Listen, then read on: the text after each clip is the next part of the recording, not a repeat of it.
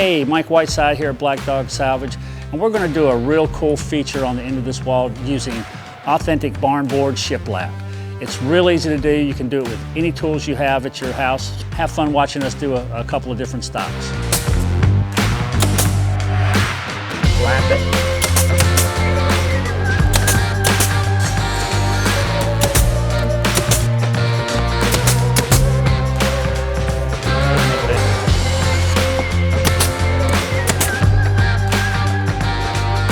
We're just going to go with a brick pattern to show you that process.